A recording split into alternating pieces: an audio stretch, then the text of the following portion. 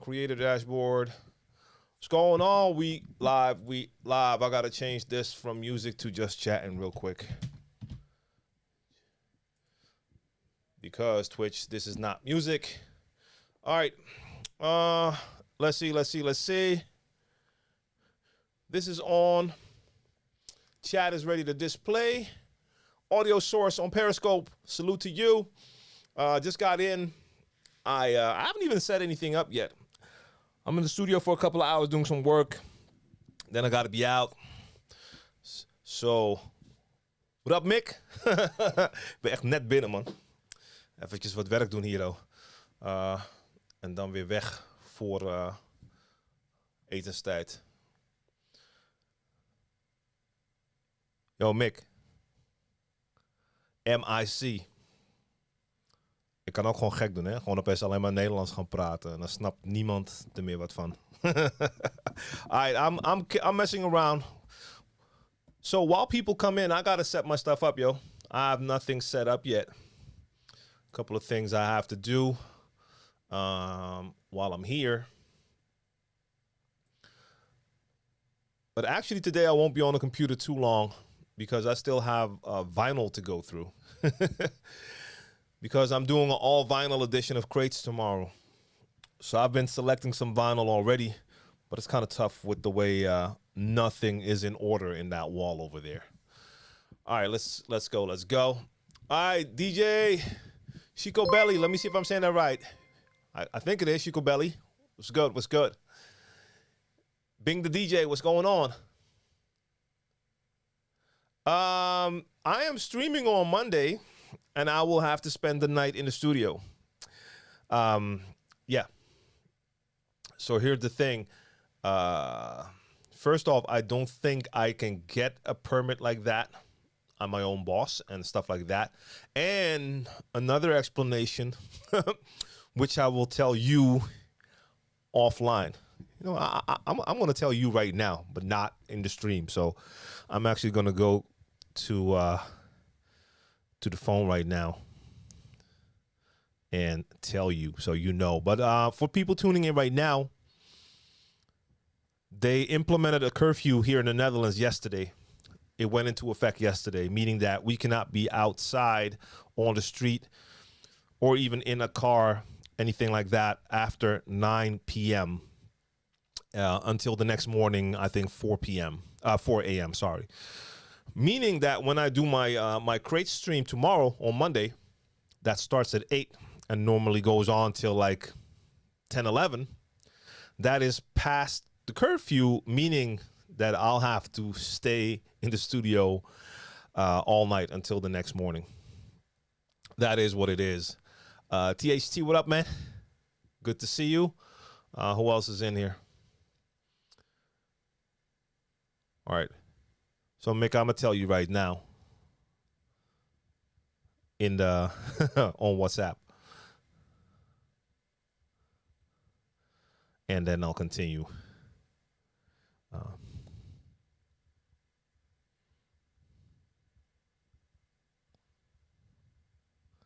1 second, guys.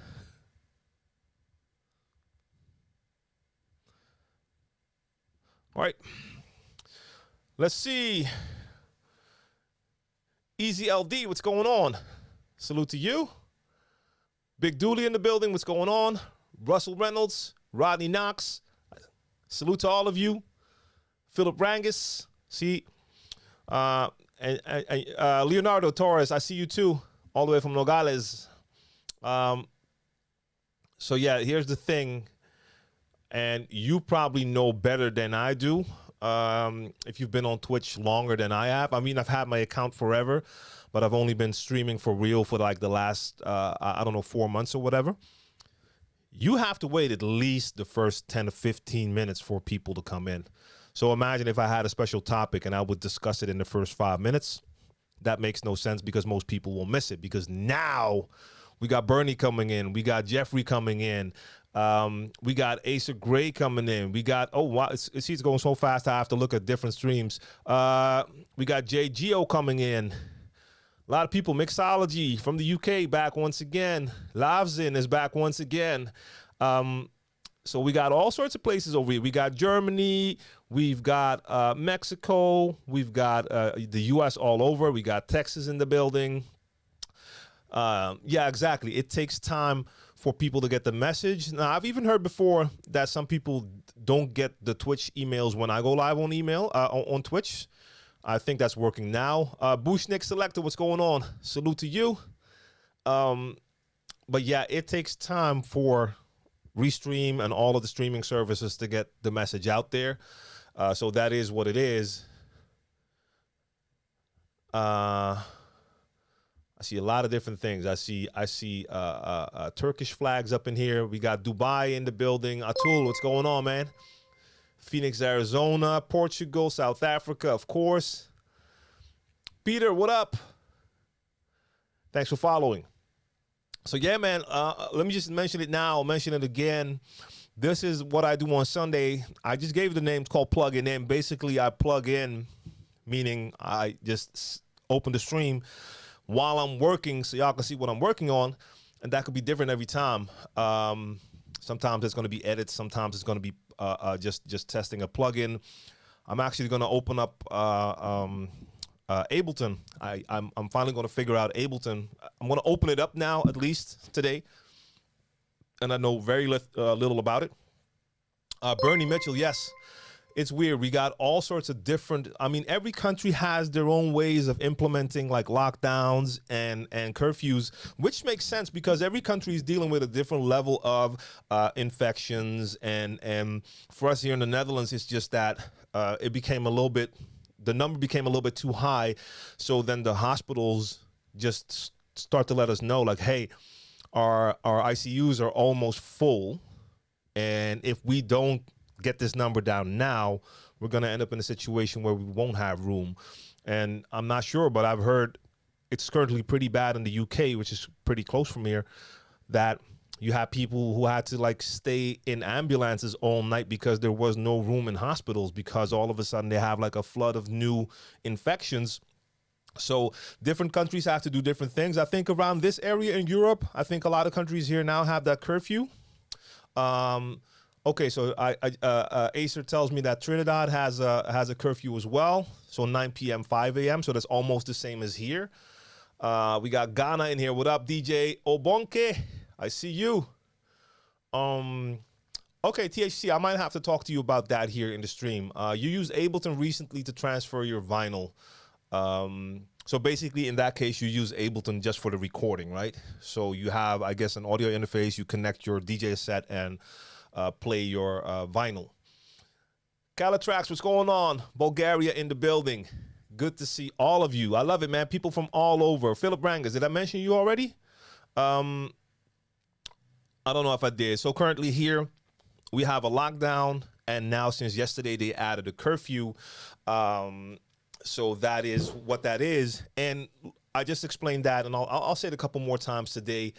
That means that for some of my streams, so for instance, tomorrow I have my crates, my weekly crates mix stream. Tune in tomorrow, doing an all vinyl episode.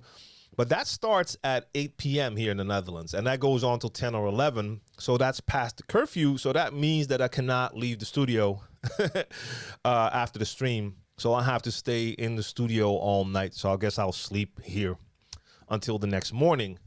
And then I got to get back home because it's a weekday. We got to homeschool the kids and all that. Now, for my this stream is okay because I can go home in time.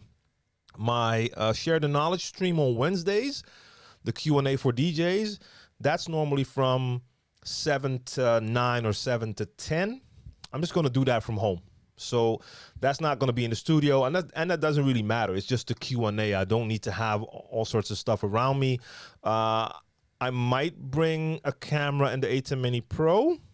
If I don't feel like going through that, then I might look at a different type of setup, just using a phone or using my iPad and connecting a better microphone to my iPad. I have to see what I'm going to do. I'm not going to go overboard for that Q&A type of stream. I mean, I could literally do that from my phone and just look at questions on the phone. I could do it like that. I like things to look a little bit better production-wise, but we'll have to see. But Share the Knowledge is going to be done from home. Now on Friday I don't have a stream. That's gonna be 2 weeks from now. So yeah, I'll be okay. But that crate stream on Mondays, that's gonna mean I have to stay in the studio, and that curfew is going to last at least till somewhere in February. I don't remember the date. Barco Wall, what up? What's going on? DJ 9 Hour, and what's up? Ego 23, I see you. So Peter Destoni is coming in from Canada, and Charms, what up, Charms? Yeah, it is what it is, bro. So either I'll do work, but I don't think so, because the next day I have to do work again. So I'll do my stream, do a little bit more work on Monday, and then I'll just sleep. I mean, let's be honest. There's worse things that persons around the world, people around the world have to go through. So it's a luxury issue. I have to sleep in my studio. I mean, I don't have a proper bed, but if that's the worst, I'm willing to do that for y'all so I can do that Monday stream. So it is what it is. Eli, what's going on, man? Good to see you again.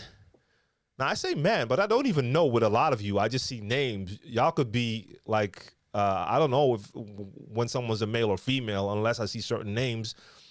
If I see Peter, I can assume that it's a man, but in a lot of cases, it could be anything. So yeah, I'll just stay in the studio. It's all good. Who else is in here? Rorizi, what's going on? Mixmaster G. What up, what up, what up? So yeah, that's that. So THC, you just said you did more with Ableton, but I missed what you said after that.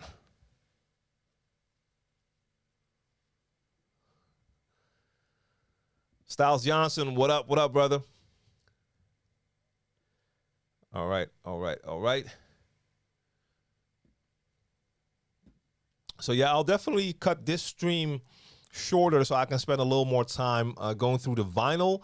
Now, I have been selecting vinyl for Monday already, so I got a pretty big stack ready already, but I might have to look at some more. So like I said, the problem is that currently nothing is sorted because I had to move the stuff around in the last couple of years.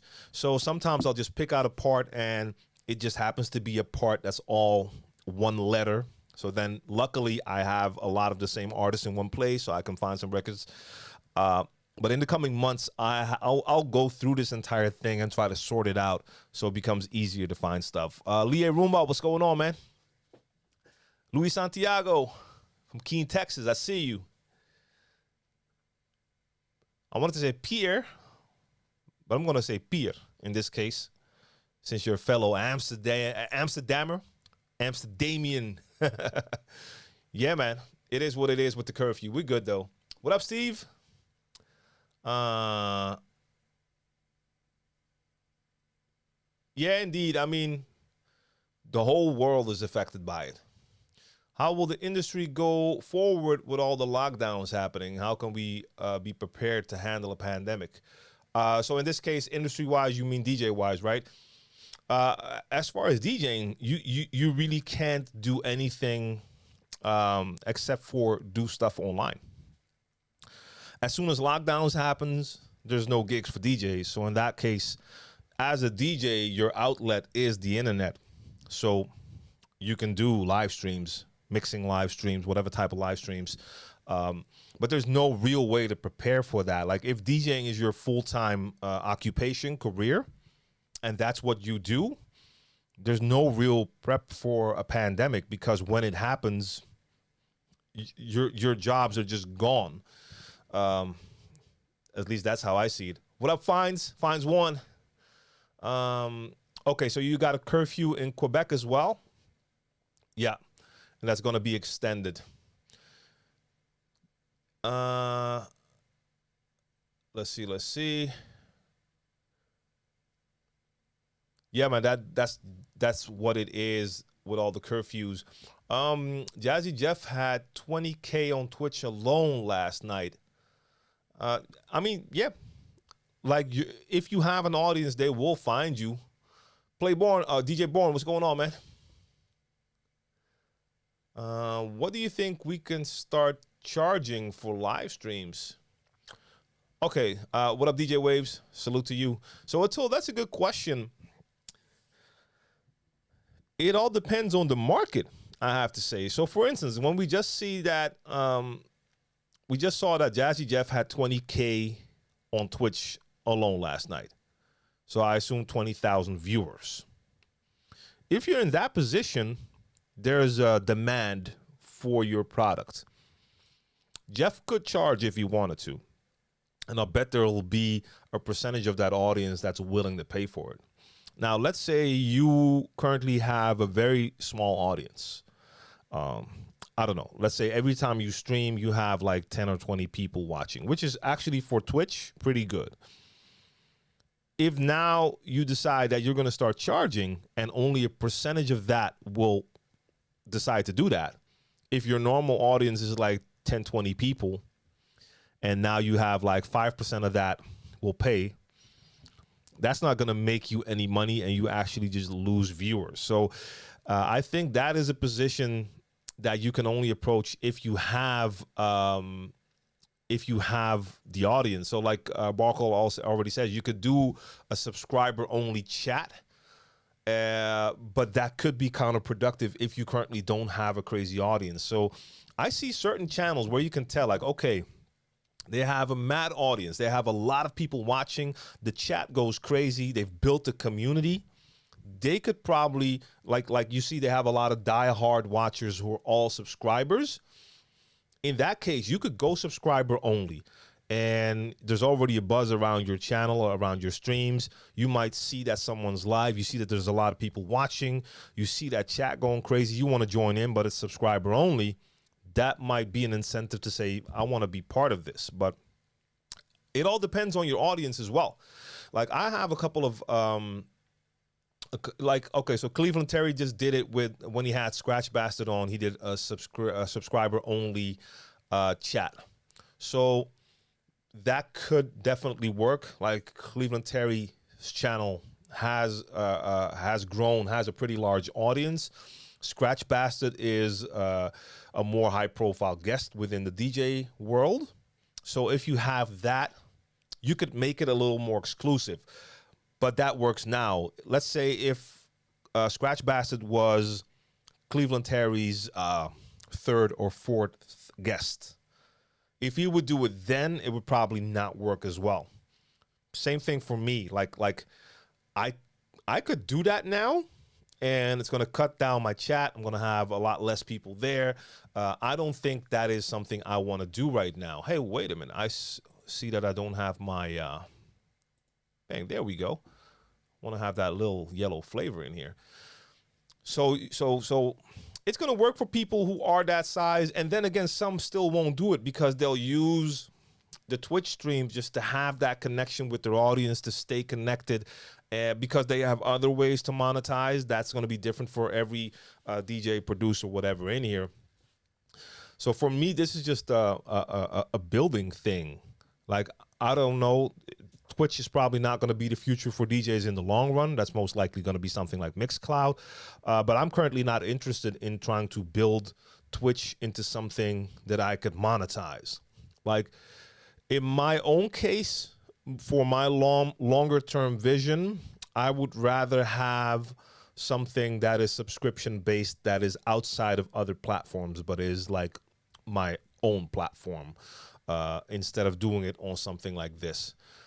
But Atul, back to your question, like, I don't think it makes sense if you don't have a very large audience to do something like that. That's I wouldn't go for that yet. You should build an audience first. That's the most important thing, I think. Mingus, what up? Talking about Jazzy Jeff, there's a lot of work behind the scenes that him and his team do, of course.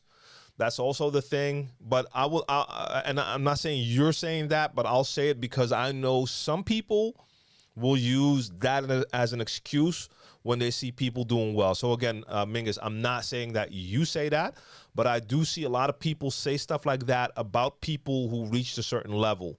They'll be like, but he did that because he can do that because he has an entire team and people helping. But they use that as an excuse for not doing it themselves. And that's just not how it works. Like I've seen a lot of people already now on Twitch who now have a reasonably sized, or actually a very good sized audience. And if you go back like 6 months, they had no one, and they're doing it solo, but they're going in consistently, and now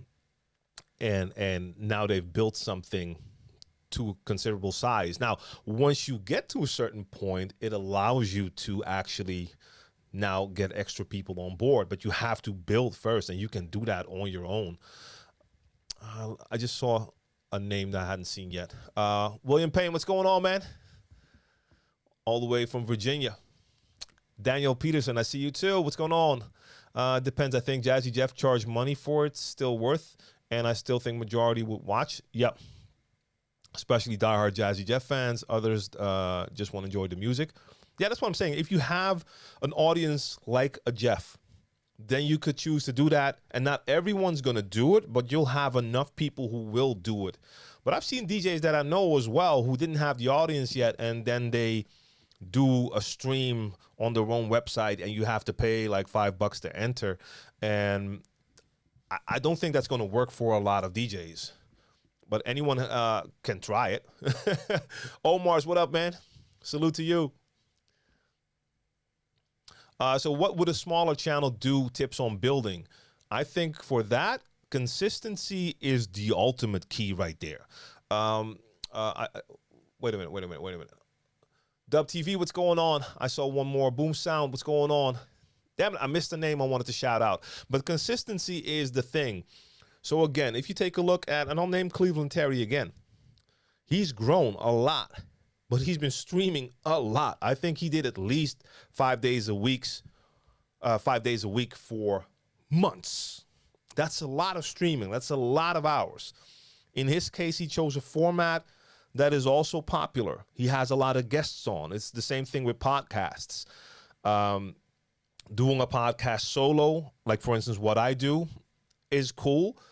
But I know that guests are always an interesting way to attract more audience. So he's been streaming consistently for months and months. That's a lot of work. That's a lot of work he has to put into that, a lot of effort. And I know it's really hard to stay consistent, to do it every day. And so, for instance, here in the Netherlands, I have a couple of colleagues. One is DJ Money. He's strictly DJing on his Twitch. Now, that's not true. He's also doing a Q&A now. But he's DJing, I think, 5 days a week. I think he streams like 6 or maybe 7 days a week. And he's been doing that for quite some time now. And he's grown like a lot. I think he already made partner now, and he has a very solid fan base who really are just not DJs like on my channel, but fans, party goers. That's his whole concept, like partying from home, and he had that stream going nuts. Like a lot of people in there. Anytime I walk into the chat and watch his stream, I see a ton of people in there with a big chat community.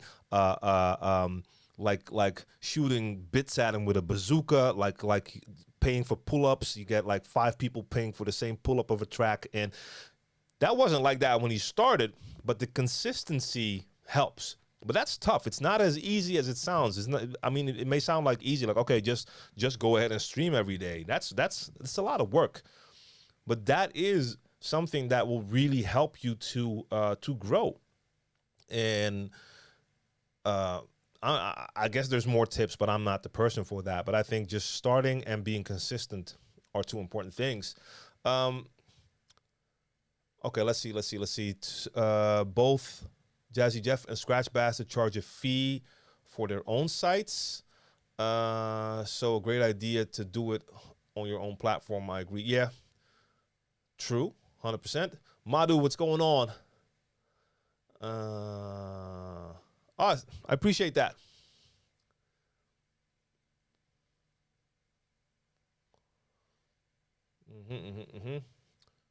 See, how come this stream turned into a Q&A, man? No, it's all good. I still haven't even opened up any software because we've just been chatting. So this is turning into a second type of Q&A right now, but it's all good. And a 7.2. Okay, Luis Santiago. Good question, DJ Abonke. Let's see. I missed his question. But I purchased the NS7 II during the pandemic around August, and now Rane drops a new controller. Yeah. But what's the point? Like an NS7 and Rane One are basically the same type of tool, controllers with motorized platters, but different size. I mean, there's a little bit of functionality difference, of course, but you can't go wrong with an NS7 II. Or is there something on that Rane One that you are really missing on your new mark? If that's the case, then okay. Orson, what's going on, man? Let's see. DJ Gus from Barcelona. What up?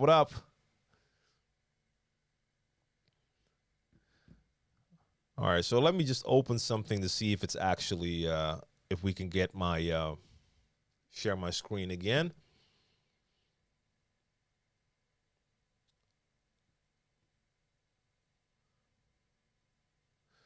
Yeah, Barco Wall says the raids can also help raid big DJs and get your name and hope to be rated back.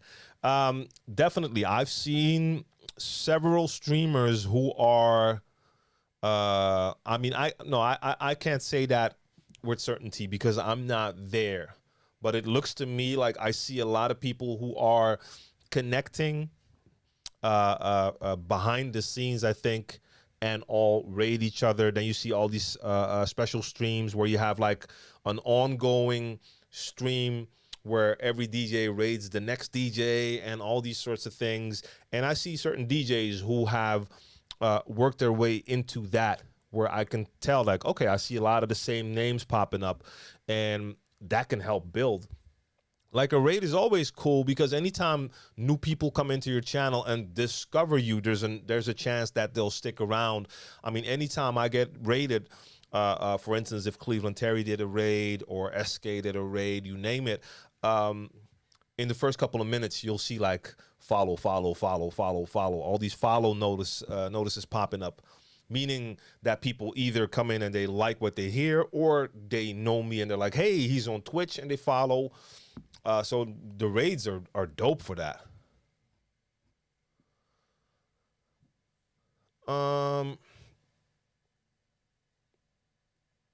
All right, so Omar's, we spoke about the one-on-one lessons, and I'll consider that for later. Yes, so one-on-one lessons is something I have planned for the future, but when I say future, I'm talking years down the line. At first, a couple of years back, I had the idea like, hey, I'm going to do like online one-on-one lessons through Skype or Zoom. Zoom wasn't really popping then, but at a certain point, I decided I actually don't want to do that yet. I want to do that later. There's too many other things I want to do. Now, the second part of that comment is, would you consider or doing something like a master class? That is something that is on the agenda, master classes or at least webinars. So those will be actually happening somewhere this year. So yes, that is a thing that is coming. That's my camera, but that's okay. You can still see the rest. So yes, that is coming soon. Oh, I didn't hit it right. Boom. There we go. So yes, that is basically like the webinars I'll be doing. They'll have a specific topic. You can consider that to be a master class. Okay, I'm not seeing y'all for a second. I have to quickly fix something here. I need to check why it's doing that every time. You're not seeing what I'm seeing, so don't worry. All right. I think that is still from the last time. Where's the other beat? Wait, is that not in here? Sorry, guys, you're not seeing what I'm seeing. I'm looking at a different screen for a second. What beat did I use for the last session? What's it called again? Spinurita, what up? Yeah, I've been on Twitch for quite a while. Like, I've had my account forever, but I just didn't really use it yet. Now, for the last couple of months, I've been streaming. So yeah, same thing. Like, for instance, just to take myself as the example, you can have like a following on a platform. So for instance, I have a following on YouTube. I have a YouTube channel that I've had for 11, 12 years now, but I haven't used it. The first 2 years I hardly used it. No, I started in 2011, I think, with the DJ TLM TV channel. So that's 10 years now. Started to build that over time. So I have an audience there, but even with that type of audience, if you start on Twitch, it doesn't mean that all of a sudden you have that audience. So I have to build that as well. And the only way I could build that is to actually be on Twitch and actually stream. And that's why I started to stream and decided very quickly that I had to make this like a consistent part. So that's why I'm doing like a weekly mix show. I'm there every Monday. Then I did the Q&A. I'm doing a weekly Q&A. I'm there every Wednesday. And even then it will take a lot of time for people to find you. So even the people that know you need to find you. And it's grown substantially. I can't complain. Like I'm at, just looking at my own screen, it's over 1,200 followers now. If you were here 2 months ago, that was probably less than half of that or something like that. So it's growing. And I got a lot of comments from people like even in the chat today, like, hey, I follow you on YouTube. Dope to find you here. But there's also a lot of people on YouTube who loved the live stream mixes. And now that I stopped doing them on YouTube because of copyrights, I'm trying to get my YouTube people to come here, and they're not really doing it.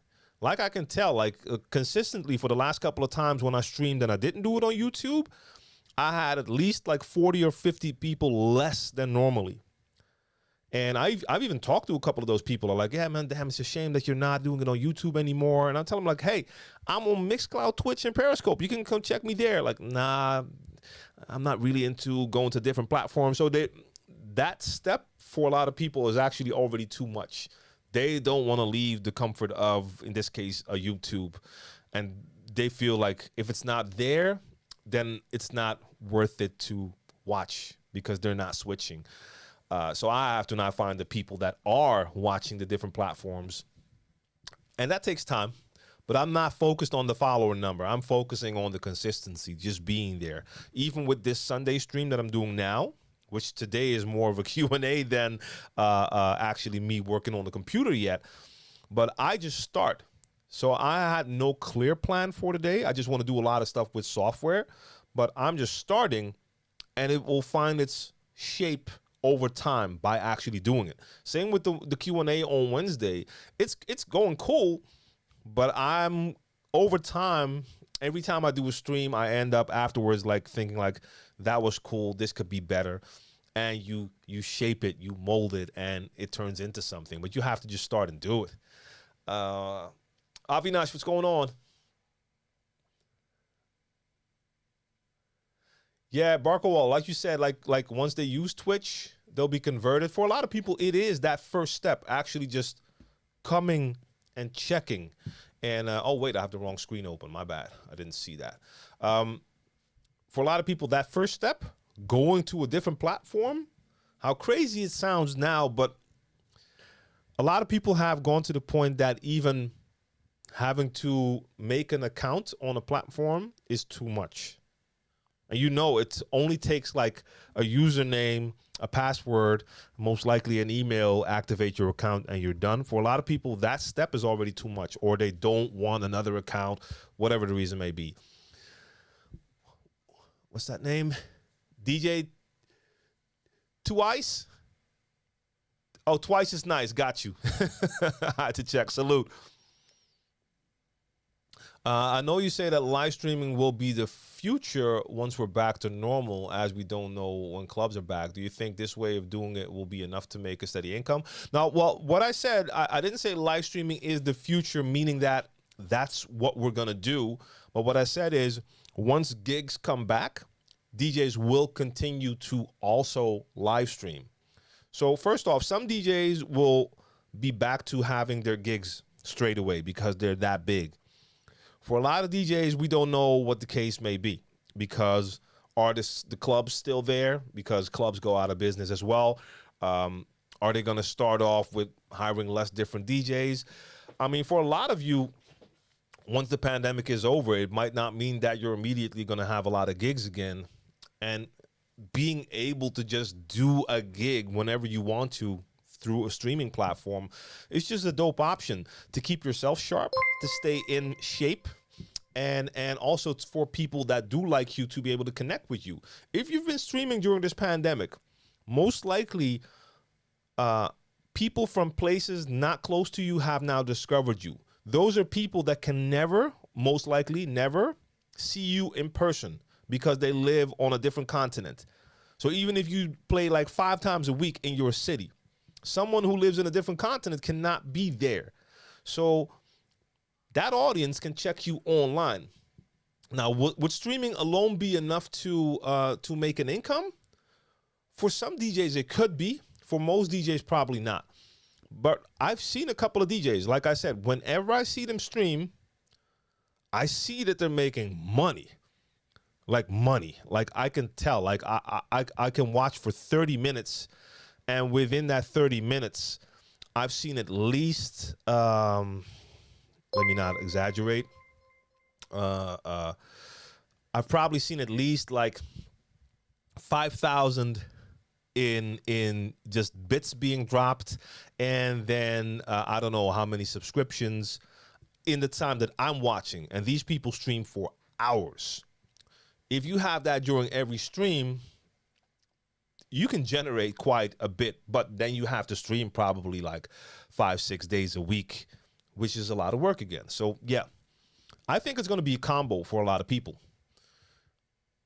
Play live in clubs and do live stream sets. And if you play a lot in clubs, you're not going to live stream as much, or you're going to live stream in the club as well. So that's the thing as well. You could, if you have a lot of gigs, but you've built an audience overseas in different countries, you could actually go and DJ in clubs and then do a live stream while you're DJing in the club, but do a paid live stream. So you're getting paid in the club to play, but if your audience from different places wants to watch you live in the club, you let them pay a fee to come check that. And I think it's justifiable to do it that way, because it's not like you're in the comfort of your own home just turning your computer on. You're actually out there in the club doing the work, and now you're giving people the ability to join them in that club, watch the live stream. So I mean, there's things to think about. Let's see, Asuna, what's going on? Oh, did someone ask about the S7? Did I miss that? I think I missed a couple. Let me go. I think I missed a couple of things here. Let me check real quick. Something about the S7.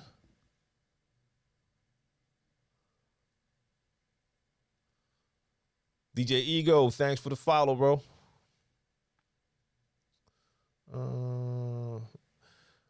And for some people are playing out already. For some, it's going to take quite some time still. And Asuna, thank you for following as well.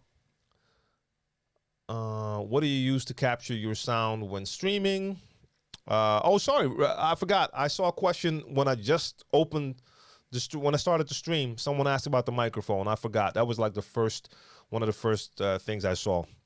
This is a pod mic by Rode, the Rode pod mic, and I'm using that with my Rodecaster Pro. I can actually lift that up. The cables are long enough. So this right here, this is my little podcasting production unit. So you could use this to record your audio. I'm not doing that right now, but you have this big record button right there, and you can record your audio. There's an SD card in there. So you have 4 inputs for your microphones.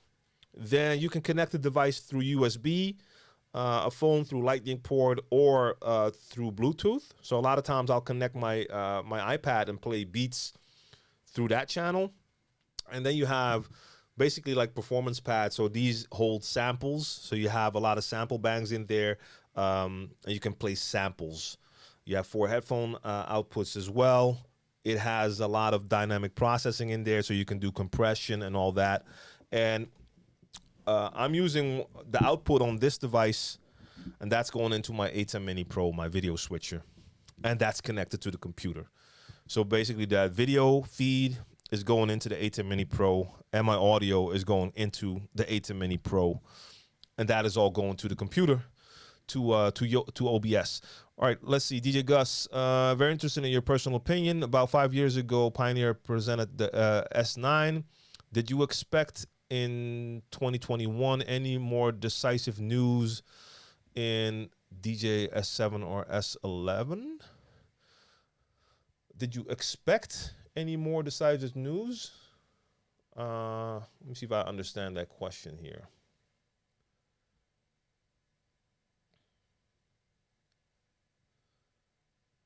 I mean, let me think about that. I'm trying to understand that question real quick. And I just want to make sure I catch up on everything else.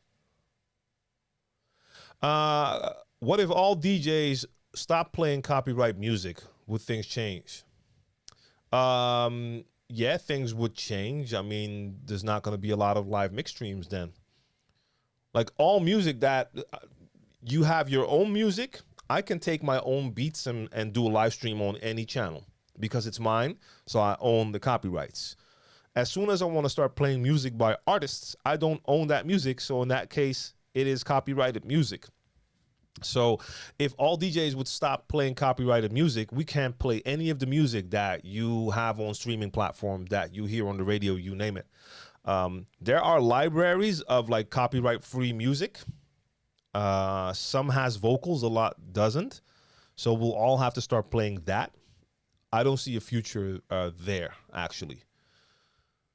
So to talk about the S7, that's the mixer that came out, which is basically like a replacement for the S9. It's kind of like an S9, but just with some different features. And there are a couple of things on there that could be considered lower quality. I don't really want to call it that. So it's funny. It's cheaper. It's like $300 cheaper than an S9, the S7. It feels a little bit lighter. Some of the material might be a little bit lower in quality, but if you're using it at home, that's not going to be an issue. But it has a bunch of features in there that are more up to date than the S9 because the S9 is already years old now. So a lot of the features and the layout falls a little bit more in line with what you can find on an S11. So for what it offers you, the functionality on that S7 for that price, I think it's a great choice. I think it is a great choice. If you have an S9, you have to see if those new features are dope for you. I mean, I'm really liking the fact that I now have the option to do the split mode on the performance pads and the scratch bank. And yes, you can do a split mode on the S9 if you upload MIDI mapping. I just don't really like the way that works. I've seen it, and you'll have to press this button 3 times to get that mode. Press this one once, wait a second, and press it again, blah, blah.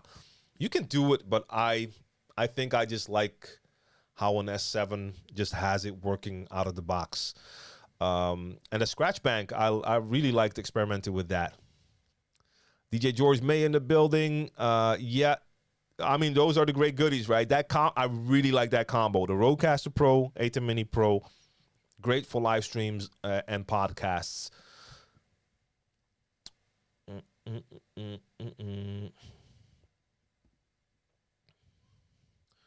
Okay, artist streams got took down when playing their own songs. Oh, really?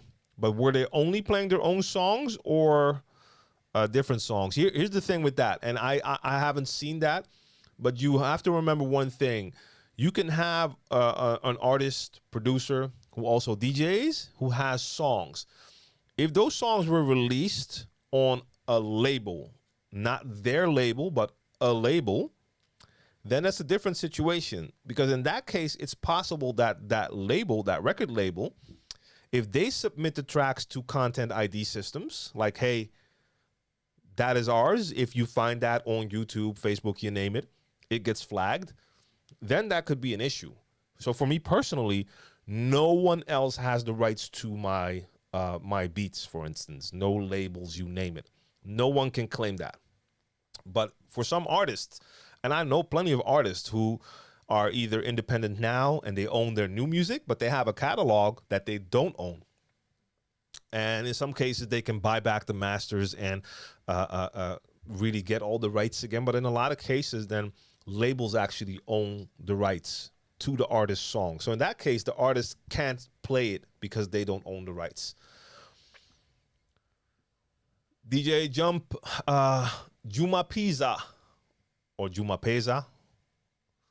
Salute. Elevation, what up? I guess I'm looking for some clarification. So you can't get in trouble for live streaming copyrighted music. You just can't save your sets and re-upload the videos. On Twitch, currently, I haven't had issues, and most DJs I know haven't had issues with streaming music on Twitch, copyrighted music.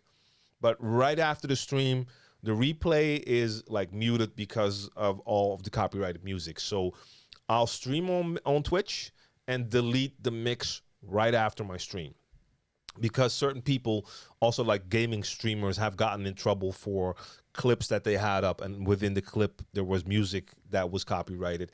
So I'll just get that all out of the way. And I don't stream on Facebook because they'll just cut your stream off. I was streaming on YouTube.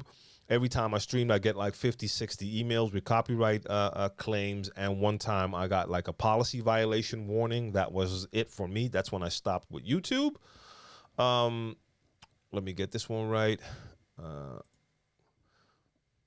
There we go. And this one, I have to moderate for a second. Please upload a video of your events. Would love to see you play live. You can see me play live every week on Twitch. There's no events for me to upload because there's no events right now. So there's no gigs going on where I can bring my camera and live stream because of the pandemic. We have no gigs at all. So that's not a possibility. Now, when the gigs come back, in that case, there is an option that I'll stream live from my gig. Even though in that case, those streams might actually be like paid streams or subscriber streams. I'll have to look at that once we get to that. Mixology, this is on my website. You can find it there. djtlm.com. That is one way to find it. Yeah, so like George May said, they have to get their label to clear their songs. That is the case. Like in some cases, your label, if you work for that label, they can do that. If you're not working with that label anymore, but they still have the rights to that song, they might actually not even work with you. Name 3 favorite DJs in mixing / club and in juggle scratching. Mine are J-Rock, Edson, SP, Babu, Qbert, D-Styles, Craze. For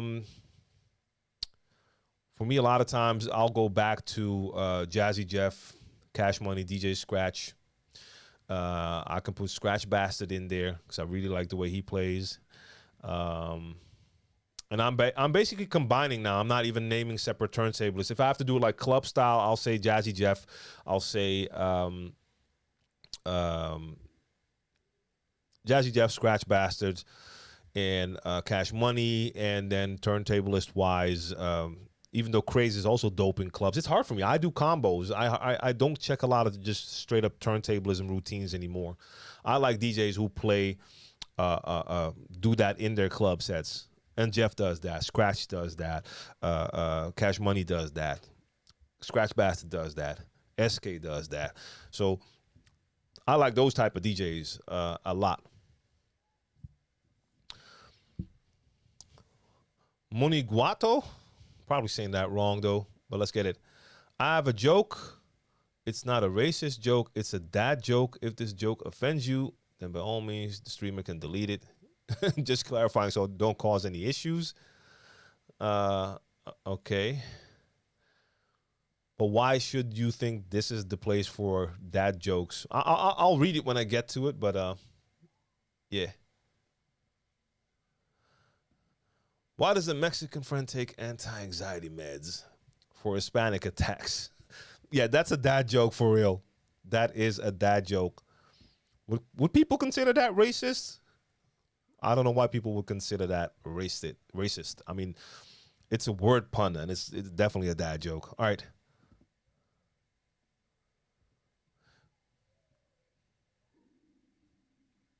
Wow. I don't know if the mic caught that, but that was a rumble from inside. That's my body telling me something right there. Mm-mm-mm. Anyhow, what's going on? Thinking about buying a new controller in the near future. Thinking about the DJ 1000. Do you recommend spending some extra money for the Pioneer X DJ XZ? That's on you. Are there extra features on that make you say, this is better for me? Then yes. Is streaming better than a record pool? Smooth World. Those are two totally different non-related things. Or are you talking about using a streaming service in your DJ software? Let me know.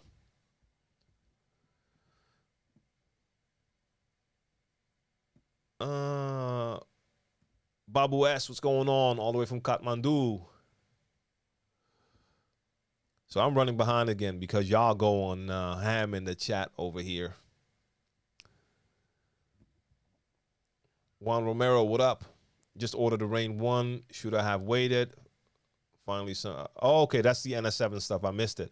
So, okay, just ordered the Rane One. Should I have waited? Finally, something to replace my NS7 II. I've been waiting years, dealing with my class compliant driver issues on my Mac. Okay. But should you have waited for what? Like, I don't expect there to be a new NS7 soon, but I mean, you never know. But then again, like if you saw the Rane and you were like, Rane One, this is dope. This is what I've been looking for. Then you got a great controller. So, I mean, it's always a thing. You can always wait for, should I get this phone or wait for something new? Should I get this laptop or wait for something new? Now, look, in some cases, if you have a brand, and let's say this brand every 4 years or 5 years, they release a new version of their device, and you know it's been like 4 or 5 years. In that case, you can expect that there's probably gonna be a new version. Maybe it's worth waiting for a while. Otherwise, yeah. So let's say Rane comes out with a 4-channel version of the Rane One. That could be interesting for people who really want to have a 4-channel controller. Otherwise, that doesn't matter. So you have to find what works for you, though. That's the thing.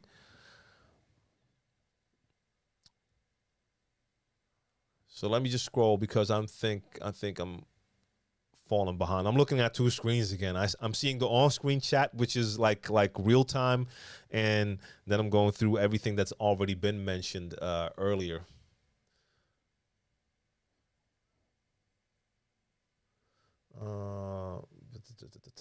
Rain is gonna be, yeah, I just saw that. I had a volume fader start to go out. Have you used contact cleaner before the fix? No, not really. DJ Gizmo, I haven't used it. I've seen people use it. Dinosaur, what up? I see you. Salute. So if we're talking about using using a streaming service within your DJ software versus a DJ pool, I don't see it as an if. I see it as an and. And what I mean by that, it doesn't even have to be a record pool, but even when I'm using a streaming service, I always want to have music on the hard drive of my computer as well. Just makes me feel a lot more safe. So I don't think it's even a case of not being able to get enough music from the streaming service, because a lot of times that's not going to be an issue. Actually, let me just mention that right now as well. Let me do a little plug. So this coming Monday during my mix, it's going to be an all vinyl edition of Crates. So nothing but real vinyl, going through the wall today to find songs. The week after that is going to be a Beat Source Link edition. I'm going to be doing that once a month as well. So during that edition, everything I play is coming from the streaming service. It's coming from BeatSource Link. Now, that works. And I have a selection of songs that I've stored offline as well. So I'm safe. But I still, if I would go out to play and use a service like that, I would still want to have music on my computer as well. Same thing, like just imagine you wanna listen to music outside of your DJ software with something with the streaming. Now that's a different example. Let me not go in there. But no, I don't see that as the same thing. I like to have both. I like to have stuff from a DJ pool and use the streaming service. But I'm going to be doing that like once a month as well, like a BeatSource Link edition. Play everything just from BeatSource Link, nothing from my computer. So that's that. Juan Romero, salute. DJ Chelo Santiago, what up?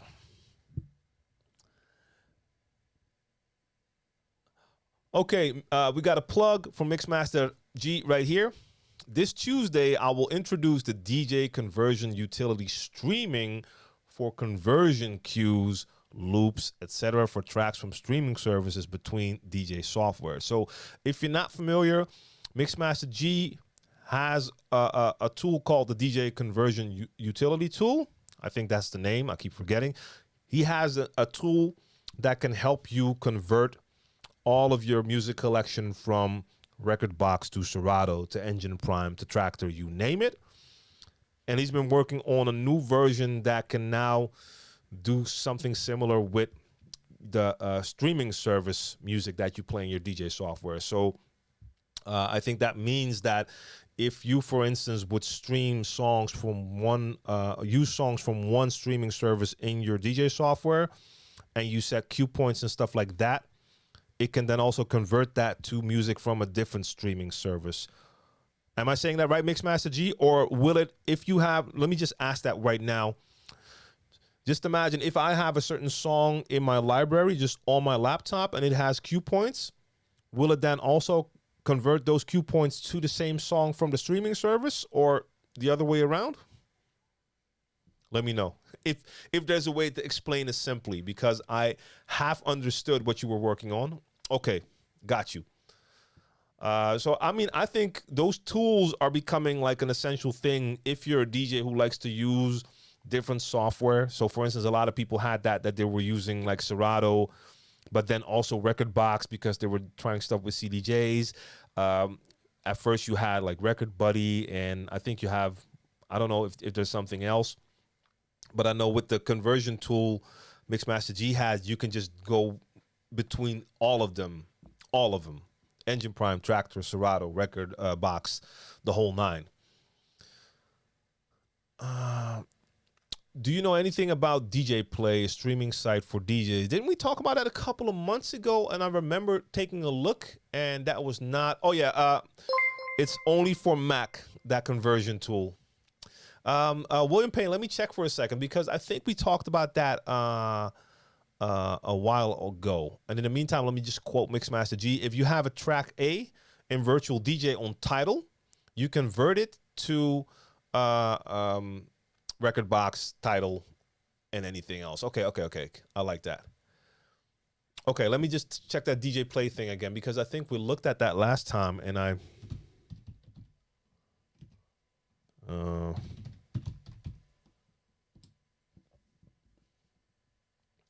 It's djplay.com, right?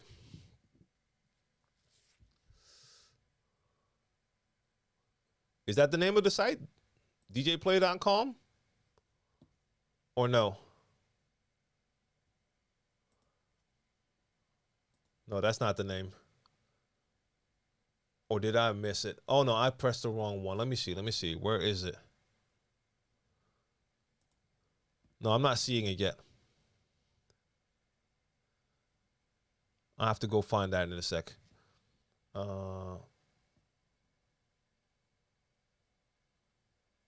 Yeah, so it is a metadata thing, indeed.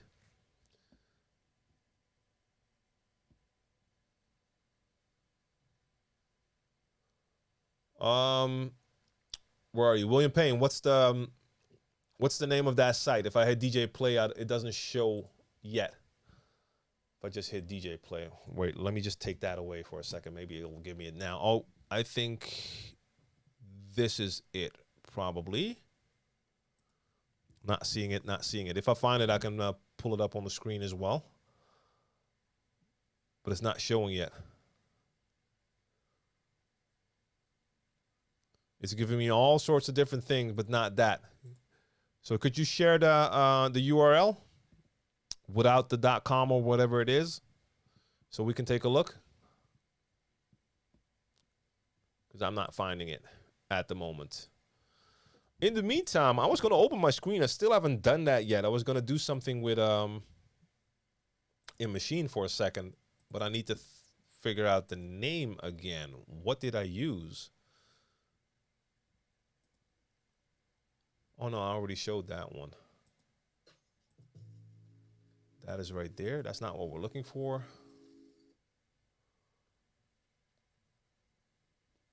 No, you know what? I'm going to close that for now. Discard. Let's get that out of here. All right, let me just open this up for a second. Let me find it. William Payne, let me know about that DJ play because I haven't seen it yet.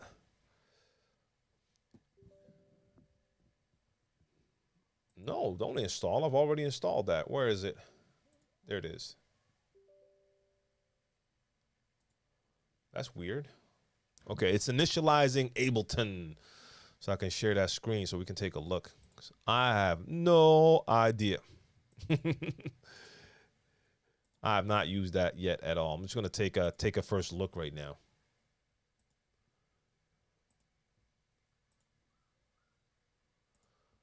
All right, let me get that in here.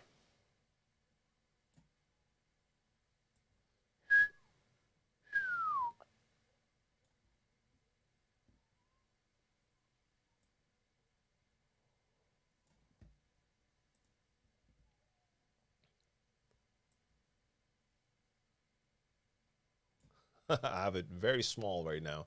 Let me make that a little bit bigger.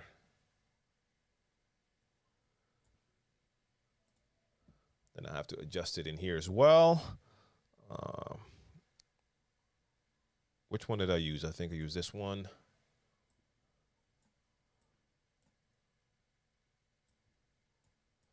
Make that a little bit smaller, make it fit. There we go. Let me get my cam up again too. Yeah, I know, I'm underneath. I got to make myself a little bit smaller now. There we go. And I'll move down for a sec. Let me put myself out of the way. All right, man. Ableton. Man.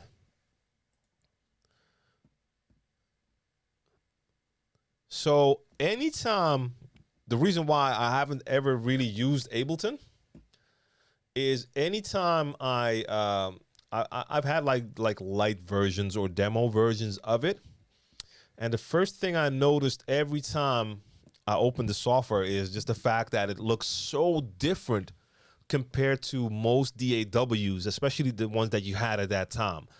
So I had experience, I was using Cubase a lot, and I used Logic sometimes and work with different like audio editing software. And then when you open up Ableton, the first thing you see is this, and it just looks so different. And at the bottom, you can drop like an instrument or a sample. And you're like, okay. And then you see that you got a couple of channels going on. I had to learn about that you had the different views, because at first I didn't even know that you could switch between the views. So that was a thing for me, like, okay. But the whole thing with like dropping files and using clips was something that was like totally alien to me. And I can totally understand that you can get used to that. And that is something that I'm going to try to do, not during this stream, of course, because it takes a lot more time. But I want to make a serious effort to learn at least enough about it to use it, implement it, and see if I like the workflow. Because I've seen a lot of people use it, and and a lot of people seem to really like the way it works. I see options because this was like also made for live performances. I want to see what I can actually do if I use this, and what I can do with this and Ableton Link and DJ software, because I see that there's options there, but I just know very little about it. Now, Mixology, you say that it uses too much CPU? Does it use a lot? I haven't heard that before, but like I said, I haven't tried it yet. Are you looking to use Ableton with Serato? I don't know. Maybe. I mean, I remember that way back in the days, you actually had the bridge, but that is a thing of the past, I believe. That's not there anymore, I think.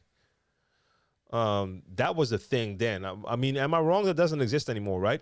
I remember at a certain point, they had like this collab between Serato and Ableton where you had bridge, which allowed you to play your Ableton project inside of Serato. You could even like turn on and off different tracks in there, which was basically like stems before stems, because you could do like only the hi-hat or add the kick and all that. But the dope thing was that you could use Ableton to record your mix, but not the same way you can record your mix now in Serato. It wouldn't just record the audio, it would actually record your fader movements. So after you did your mix, you could even change stuff like that, which was pretty crazy, but I never got around to try it out because I didn't use Ableton at the time.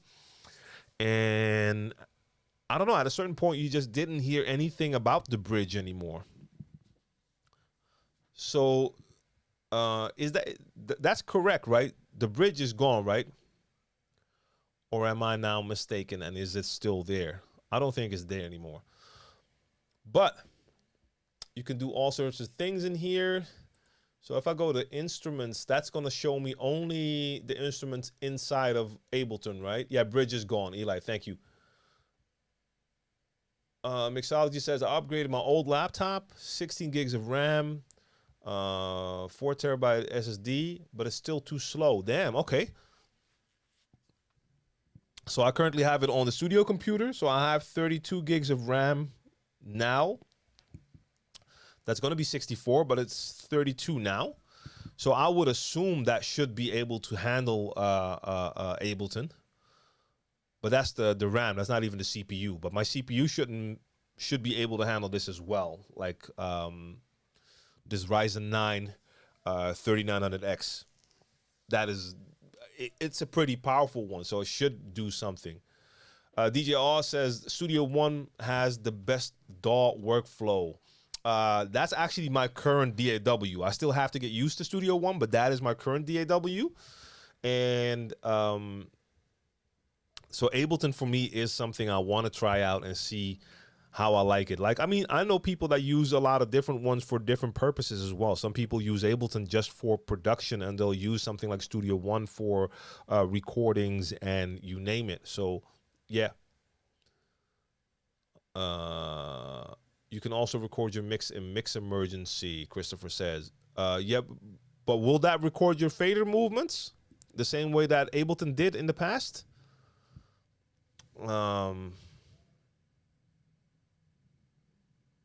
All right, we'll have to see. Okay, so these are instruments. So I'm assuming this is all just their instruments, right?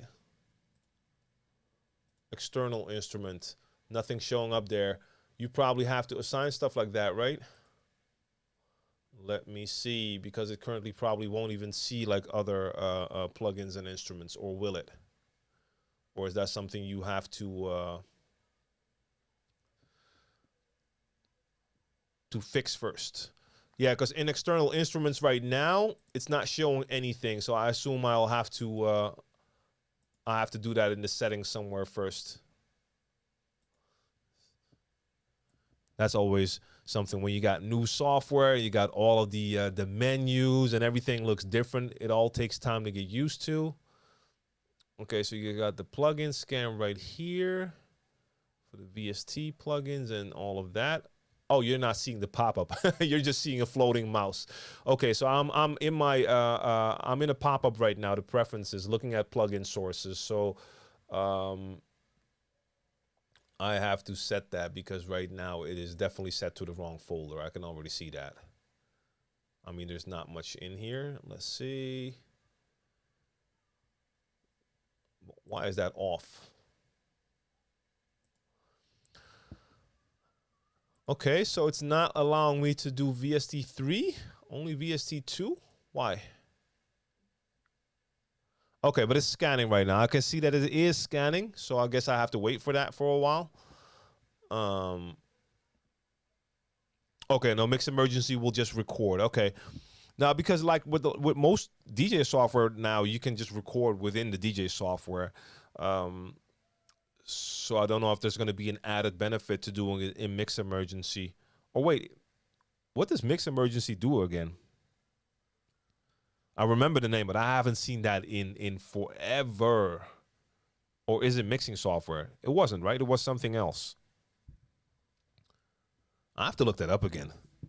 I mean, I'm ashamed to say that I don't even remember what it does. Try to update the driver for plugins. No, I don't think that was the issue. I mean, it was, yeah, video mixing. Thank you. That's what it was, Mix Emergency. I remember people using that when Serato video was there, and some people preferred to use Mix Emergency, or they used like a combination. Okay, so that is now on. That wasn't on before. Now, can I set this now? VST. I want you to scan both, not just that one. Okay, select. Yeah. Browse, rescan. Okay, so Ableton is now doing a scan. I don't know if it's scanned all the folders yet. And if I have to restart it now before it'll see it. And that is the wrong folder as well, I think. Scanning, scanning, scanning. Okay, I can see that it's now seeing my Plugin Alliance plugin. So it is scanning. Oh, okay. Christopher, I see you. You're trying to find a way to record mixes from Tidal. No. But I understand, like, if you use streaming services in your DJ software, it will not let you record. Yeah, that is a fact. Then you'll have to use like an external service software to make that happen. Yes, indeed. Now, normally for me, that wouldn't be an issue. Like, for instance, when I'm streaming, I'm not recording in the DJ software anyway. I'm recording on the computer. So OBS is recording for me when I'm streaming, and actually Restream, which I use to send it to different platforms, also records the version. And if I wanted to record the audio separately, I would either do that on, for instance, an external recorder or something like that. Okay, it is still scanning. It is still scanning. So we'll see what happens after this scan is done, if Ableton will then show all the other stuff. Because I should be able to also like run machine within Ableton, right? Okay, so it doesn't show it like this. We'll show. Oh, I double clicked. Shouldn't have done that. Do you need to restart after you do that? Because it's not showing it yet. Or you have to find it here. Okay, but like something like Machine, Native Instruments. Oh, that will show up as a plugin as well, right? No, it's only showing Super 8 here. Or is that going to be something it shows here?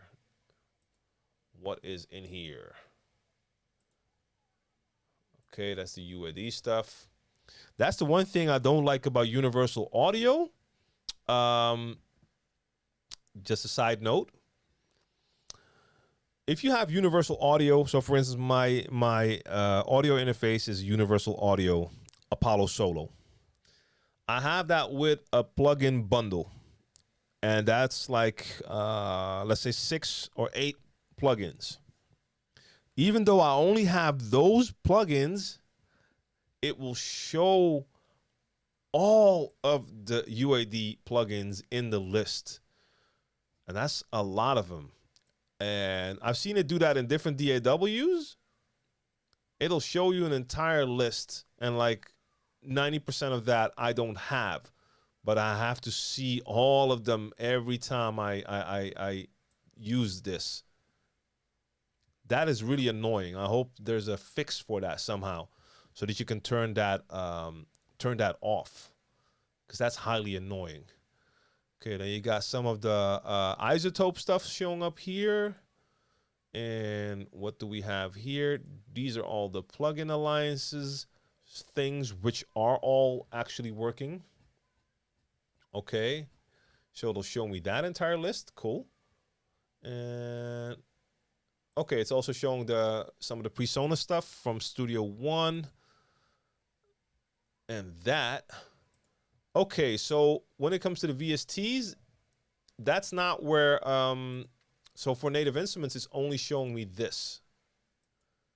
It's not showing me all the other Native Instruments stuff. So maybe I did something wrong there, or is that in a different one? Because that's not here. And it's not in plugins either.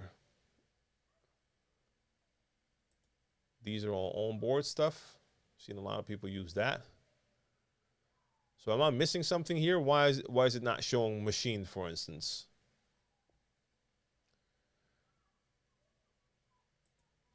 I mean, that's the thing. We could see if it will show it that way. Nope. So machine is not seen yet. So maybe I have to assign more, but it is showing that one. Why would it show Super 8 and not the rest of my Native Instruments stuff? Because I have all of it.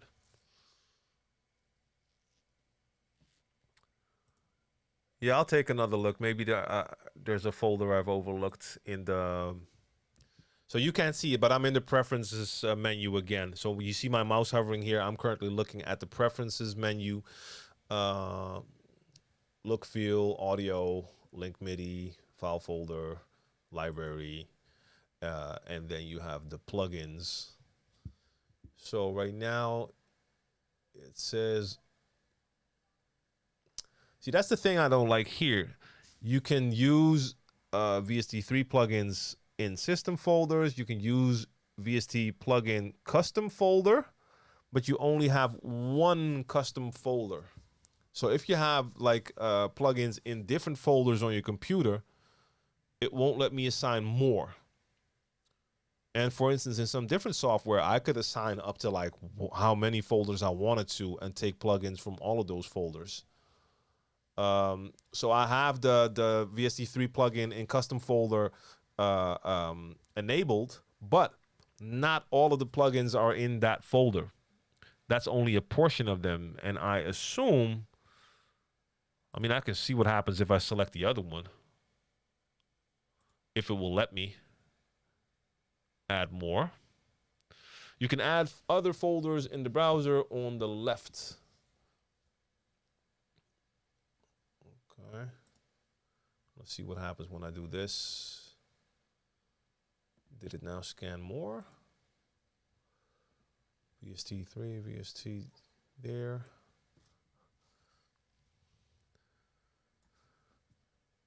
Now look, of course, normally if I would do something like this, what I'm doing now, the first thing I would do is go to YouTube. And I already have a couple of videos in a list. And those are like starting with Ableton. And they're like hour-long videos with like showing you exactly how to do the initial setup.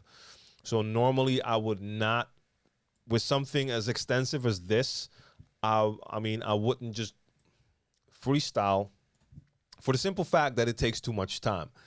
I don't mind. I just don't have the time. So I'll use YouTube the same way people use YouTube to watch my videos. I watch videos to see what else I can find, and if there's anything in there that can help me to do what I want to do a little bit faster.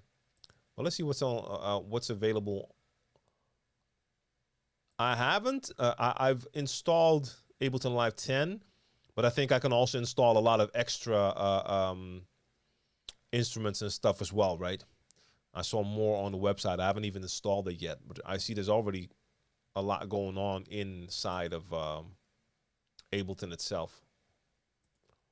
There's already a lot of stuff here. So all that stuff was there. I saw that already. Did it change here? No, it changed nothing.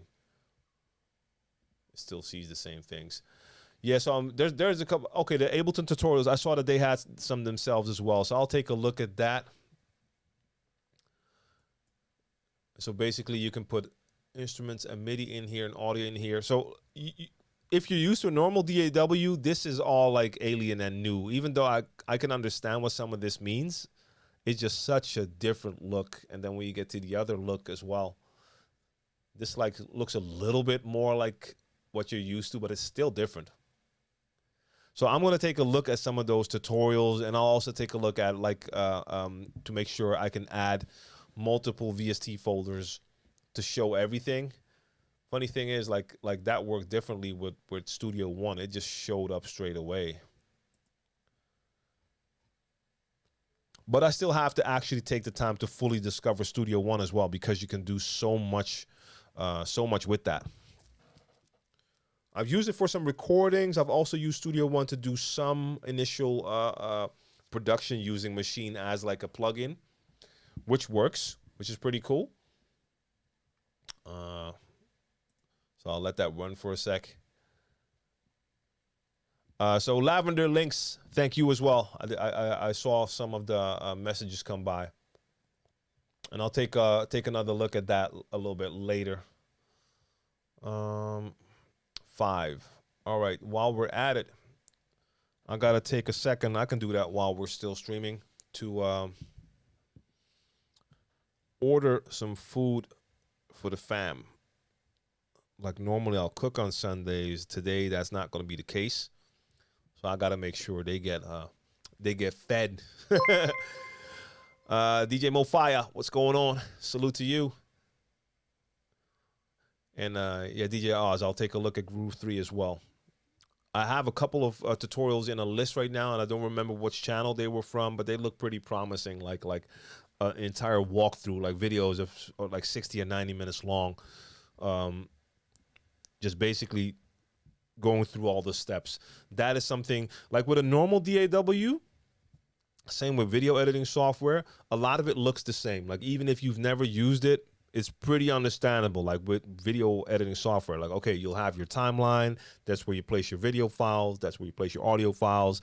It's going to be effects on one side, whatever you name it. This just looks so different compared to other DAWs. Okay, so Studio One hasn't been used for a while. It's scanning a lot of stuff right now, so I'll come back to that in a second. Okay, Mofire is Juan Romero on YouTube. Okay, got you.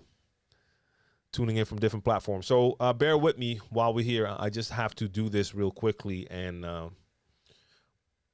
order some food for the fam so that they're good. Just send a message to let them know, like, hey, food is on the way. Let me see. Let me order something that I'm not going to be making in the coming days. I want to keep a little bit of variety in there. Yeah, they'll like that. Let me do that. Keeping it super basic. Let's see if Studio One is done yet. Still scanning plugins. Can I share that screen already? Let me see. Can we do that?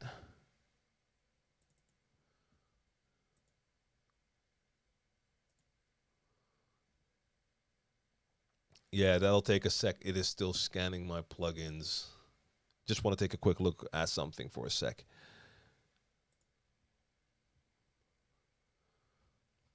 So while we're in the chat, who's going to be here tomorrow for crates for my all vinyl edition?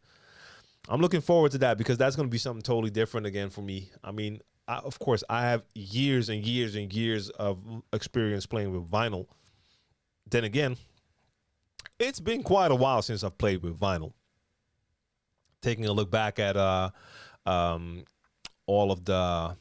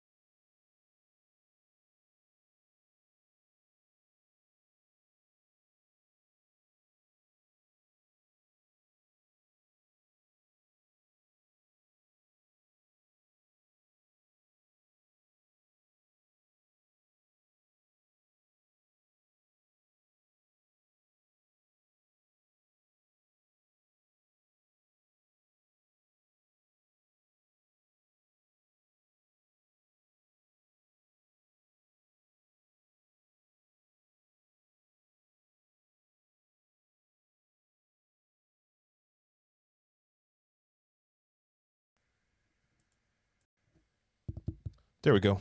Yep. I had to just take the Ableton Mini Pro, remove it as a source and put it back. No, that's the thing I still have to check. It wasn't because I was on the phone. When I start up Studio One, it changes the settings of the universal audio interface.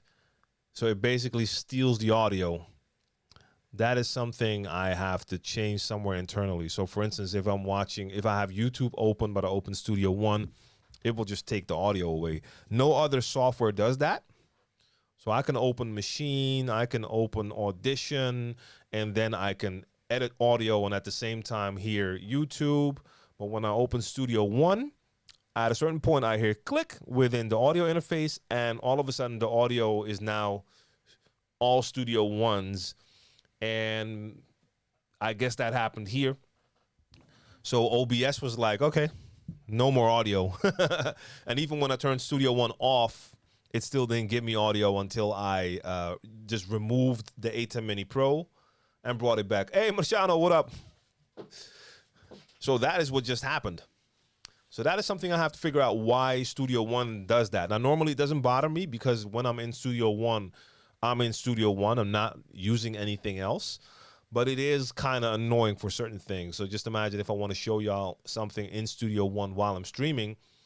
So that would currently not work. So that's pretty annoying. Okay, so now, while we're still here, I do still have to order that food. So I'm going to do that because, like I said, we have to make sure that kids eat. Okay, this is blah, blah, blah. Okay, so I've never ordered that before. Let me get one of those. What's on there? Got to make sure I order something that the people at home will actually like. Because I see stuff I like, but I basically like everything. So Mofire, yeah, I might have to look at something like that. There has to be a way to change that as a setting, that it doesn't do that. Like what I call it, basically hijacks the audio. So I need to see if that is actually something that Studio One does, or if there's a setting in Universal Audio that is triggered by Studio One to do that. I have to see. So what am I ordering? I'm not going to say. Just because they might be watching and I want to make sure it's a surprise. I like to annoy, especially my oldest son with that. He always asks me, what are we eating today? And I'll just say, yeah. Like, of course, if he walks into the kitchen, then he can actually see what I'm making. But like today, he's not going to be able to see that because I'm ordering. Okay, this is no. But let me just say it like this. It's round and you put it in an oven. I mean, that is not something I make at home. So if I'm going to order for them, I might as well just order that. Which one do they want? All right, let me get one of these. What? Why is it so expensive? No, that must be an error. Okay, that must be an error. There's something wrong. Let me try a different one. I'll tell you what I'm seeing here in a second. So, okay. You. See? Okay, so what just happened? It's pizza. I don't think they're watching anyway. No. Like, hey, Yodi, what up? So this was just a normal, like a pizza caprese, like nothing special. So they have different sizes. I know that's going to be different in different countries, but like every size up, the size goes up a little bit. So like a 30 centimeter was like $14.90. Then I have like a 35 centimeter. That's like $18.95. And the 40 centimeter, it says here, is 50 euros and 45 cents, which makes no sense. But if I go to a different pizza, so I'll just take the very next pizza, and the 40 centimeters is only 21 euros. So there's something wrong in the app because that pizza is not, that's why I was shocked. Like, wait a minute, 50? That makes no sense. Christopher, no, English is not my first language. I mean, to be honest, I speak it probably as much as Dutch, which is my first language. But like anytime I'm online, I'm speaking English, and when I'm doing like a podcast, I'm speaking English. When I'm hosting my mix shows, it's English. So all of that is English. But then when I'm at home, it's all Dutch, Dutch all day. But damn it, I want that one pizza. And I'm not going to just take a chance that it's just going to be an error in the app. It's still saying 50. Come on now, man. So, okay, I'm going to leave this restaurant and go back. So for those who just tuned in, this is not the pizza ordering show or anything like that. I've been working on the computer. You just lost my image, and that's about to come back. There we go. But I'm still here with y'all, and normally I would be home now and cooking. But since that's not the case today, I have to order something so that the people at home will have food already. It better not say 50 now, because I really just wanted to order that pizza. That made no sense, y'all. They would have to put literally gold on that pizza to start charging that. Okay, so here it is again. Yeah. Dude. This almost makes me want to switch and go to a different freaking pizzeria, man. A different pizza joint. All right, what's going on? Coupon codes, some help. No, but I mean, it's just an error. That's not the normal price. That is not the normal price. That is just some kind of error. Nah, but that's okay. I mean, there's different pizzas here. I'll give them one more chance to not mess it up for me. So I'll make one on my own. There we go. So give me the largest size right here. Yes. And then we add this and this. So yeah, I'm gonna look at the couple of channels you were just talking about. No, it's not Corona prices. Stop it. I just checked with a different pizza. The other pizzas did not have that price. That is not it. No, I'm going to be looking at some of those Ableton tutorials and then get into it. Because like I said, I mean, like normally for me,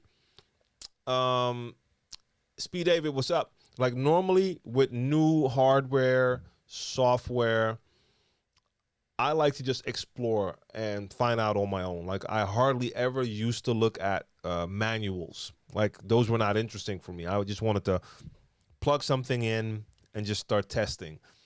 That's a cool way to work, but over time, especially now things have gotten more advanced, you find out that you do miss out on features. So for instance, with the S7, I'll hook it up and I'll start playing, but you're going to miss out on all of that MIDI stuff you can do with that mixer, because that's not something that will just show up on its own. You have to actually check, okay, how can I use that? What do I have to do for it? And it is the same with like software. I mean, you could look at Ableton. I could just go into a room, sit there for like a week and just try everything. Try everything. You'll learn how to use it. But I don't have the luxury of spending that entire week just doing that. So it doesn't make sense to do that now. It will make more sense for me to take like 3 hours, 4 hours to watch some good extensive tutorials that'll take you through all of the basics of how to operate Ableton.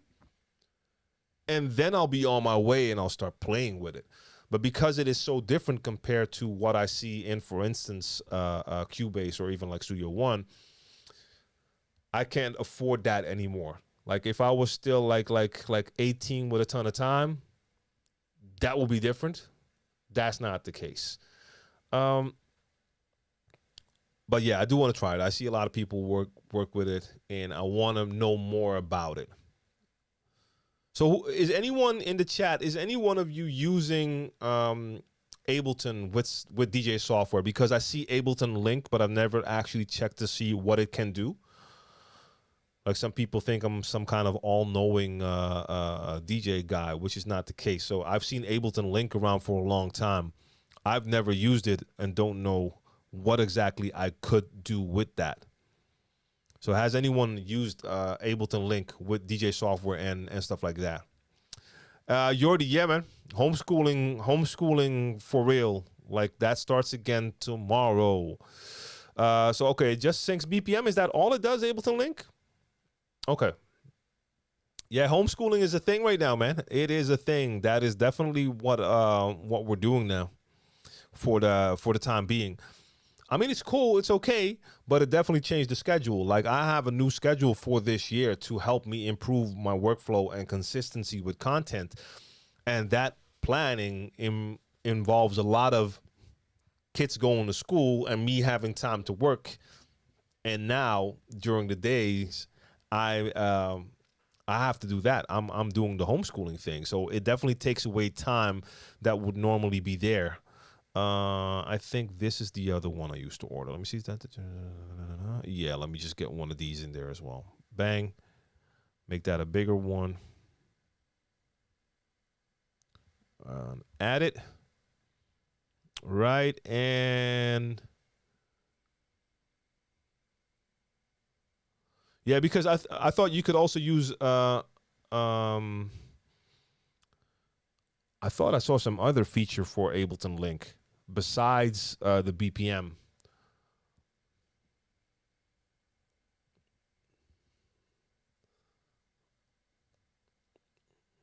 Damn, didn't they have like special other stuff in here as well? Because if I'm gonna do it, I want something I like. No, I had that once before. All right, sorry guys, I'm almost done. Here's the issue: if I order something for myself and I'm home late, they're gonna bum rush mine and take that. I already know that. Yeah, that one. Okay, we're done. Bang, bang, bang. Yeah, total. Yeah. Dress right. Go. Andy, what's going on? My neighbor. I mean, the UK is close enough. That's for sure. Last pass. Let me fix this real quick. Here I am.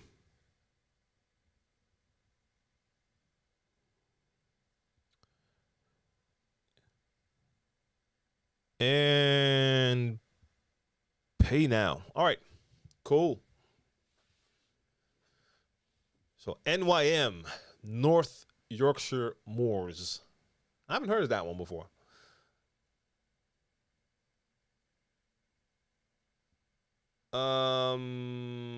Let's see, because no, Mofire, links don't work in the chat. Do you have a name for the channel? Or a title for the video? That's good as well. If you have the title for the video, I can check it. And I'll actually check it right now for you so I can put it in my list.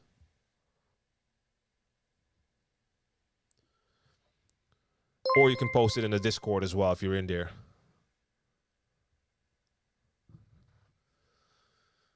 MKC24, salute to you. Yeah, Mofi, YouTube. Just give me the name of the... All right.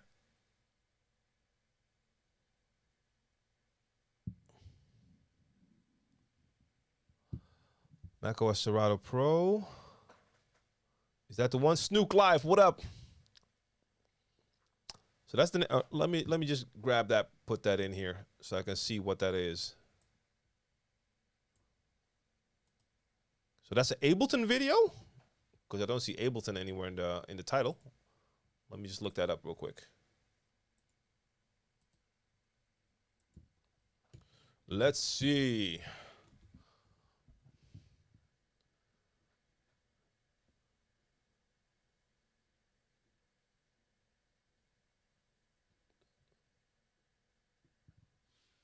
So, okay, I see that video, but what is that video about? Because we were talking about Ableton and stuff.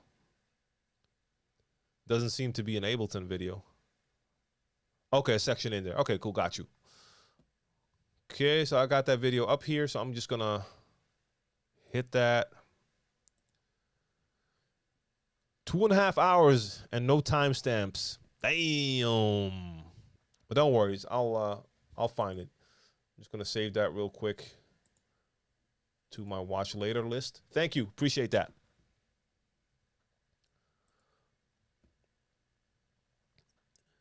Yeah, man, that's the important thing about just live streams like this and just the whole online community. Like, we all run into different types of content, know different stuff, so that's ways we can help each other out. Oh, almost forgot. Let me make sure I let the people know that food is coming. I remember forgetting that once, and then you don't want people to start cooking while food is coming.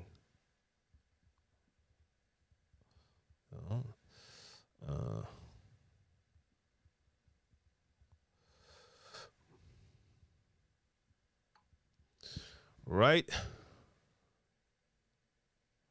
THC, thank you. Got you. I'm going to check that in a second as well. Nice, nice, nice. So I can see what goes on there. See, now they're telling me that they're going to claim my pizza. I just told them, like, yo, one of those is mine. I just got a nah back, like, nah. And there's nothing I can do about it as long as I'm here in the chat. All right, so this turned into more of a Q&A than actual sharing my screen, but it's all good. Oh, damn, that's even worse. That wasn't wifey. That's my oldest son answering. That's like the biggest pizza thief we got in here. What's the best controller and computer brands? Because I've been having problems crashing running a MacBook Pro and a Numark NV2. I mean, you shouldn't have a problem with the MacBook Pro. Like, that's a good laptop. I don't know which one it is, how old it is, and you name it. The NV2 is a cool controller. I don't know. Both of those devices shouldn't be causing issues if everything is working properly. There's probably something going on that's not correct. Juwan, what up? Or is Greg Juwan? Salute, I see you. So Snook, I don't know. And I mean, there is no best controller. That's one thing. There is no best controller. There's only what's best for you. Wait, why is my order not showing? Why is my order not showing yet? If I see there's money out of my PayPal and there's no order yet, I'm gonna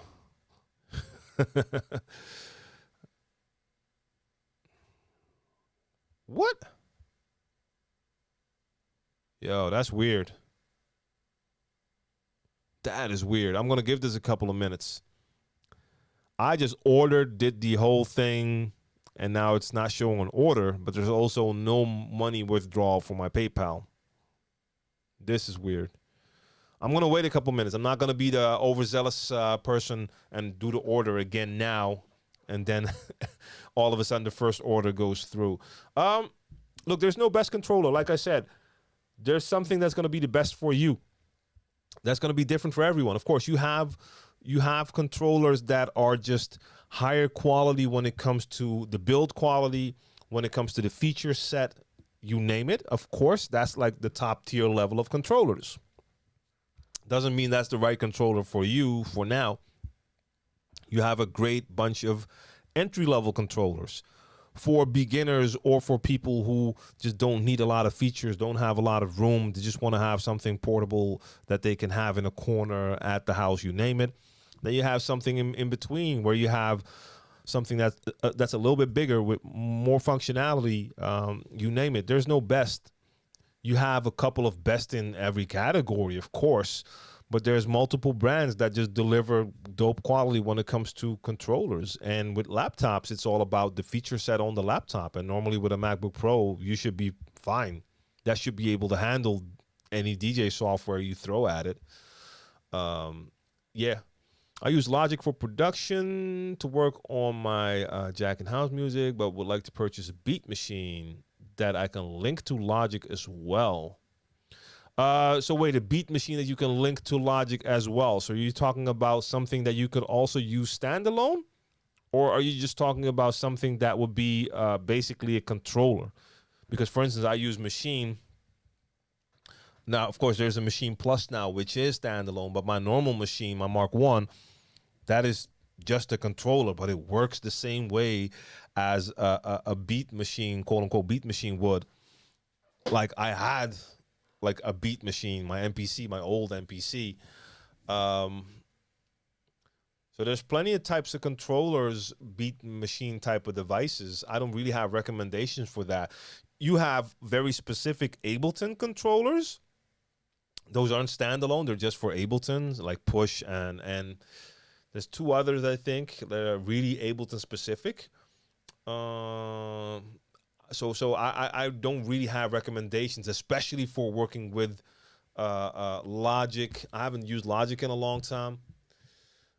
But for me, if I was using Logic, I would use it with Machine probably, most likely. So you're cooking rice with oven Chinese chicken right now, Marciano. I see you, man. Yeah, so Novation is Ableton friendly as well. Indeed, they have a couple of controllers for Ableton. Akai has a couple, I think. So there's multiple stuff you could use. I'm just not really up to date in knowing which is the latest version, the newest type of controller for Ableton. I just know there's a bunch out there at different price points. Like for instance, like I see that the Ableton. Oh no, that's with Live. So Ableton Push. Then you have the Akai APC. The APC 40 Mark II for Ableton, and it all depends. Some have like the pads. Some you have also like combo devices for that you could use as keyboards and with pads on there. Yeah, I see all sorts of different devices.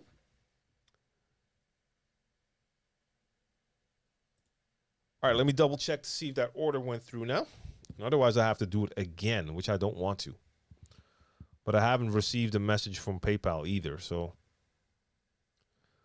don't know what happened here. Some people don't want to make money during a pandemic, I guess, which is weird. I'm going to cut this stream off in a second, though, because I do have to get back to looking at my vinyl for tomorrow. I have a selection. I have to go through that selection more. Because what I did now is basically go through like 2 sections in there. You can actually see there's one empty section there at the bottom and one half full over there.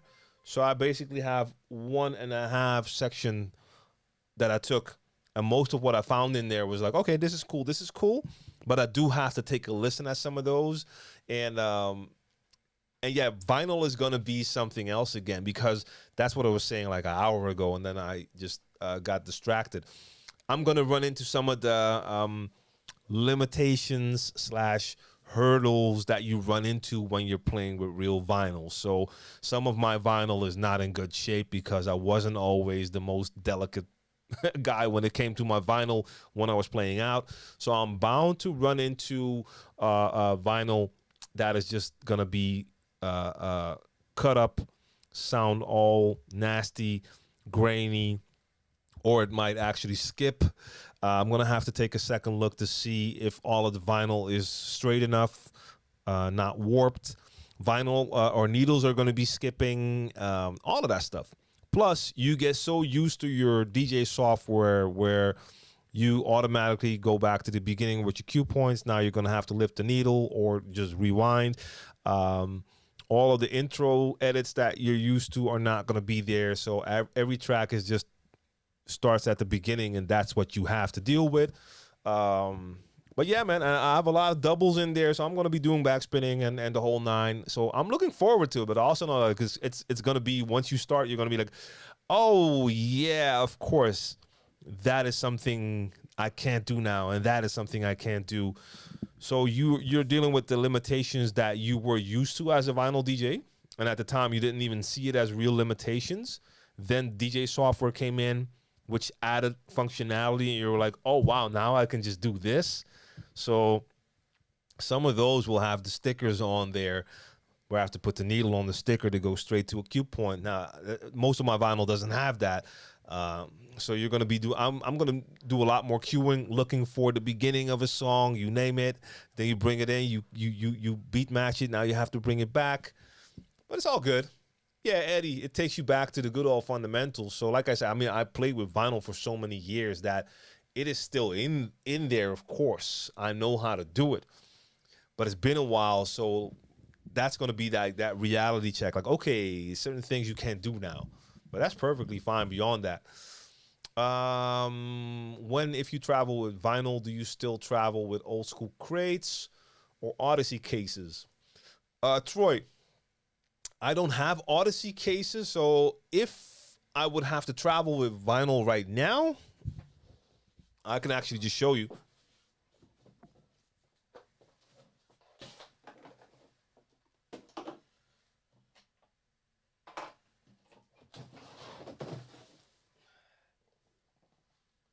There we go.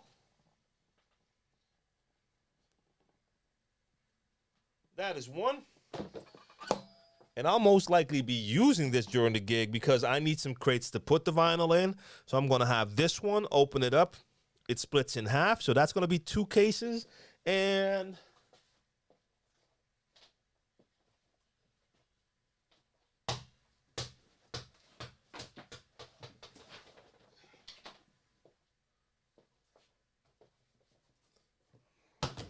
there we go. Good old-fashioned cases. Salute to Beat Street, RIP, not there anymore. Bought those there.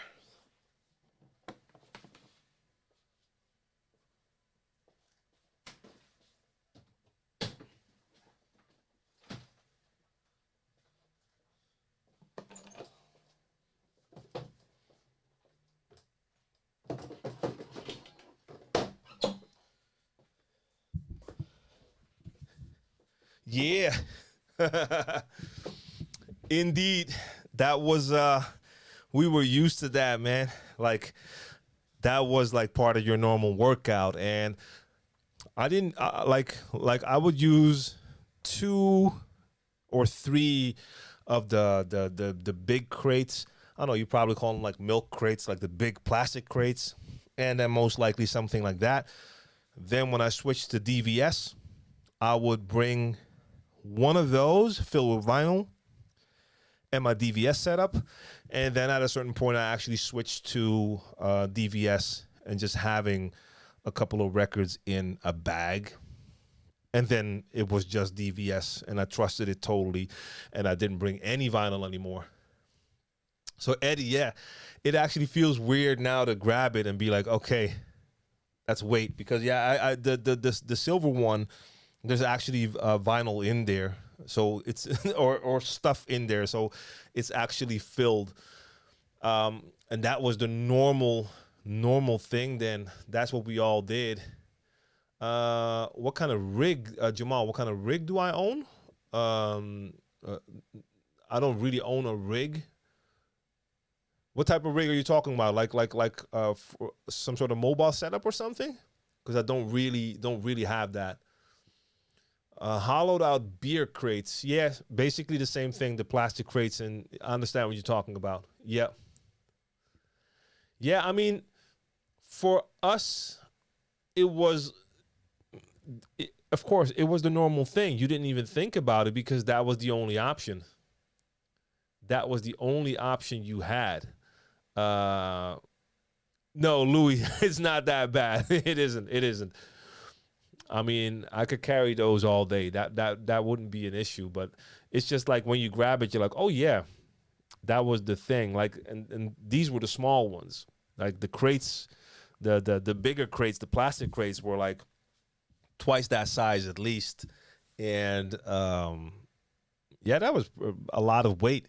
And that was the normal thing. So no, I don't, Jamal, I don't have a mobile setup. Like my normal gigs are in clubs, and there's gonna be equipment there. I might bring a mixer, and even when we have like touring gigs, I'm bringing flight cases with turntables and a bag with a mixer, but not like anything beyond that. Like I don't have gigs where I have to bring like speakers and screens and all of that stuff.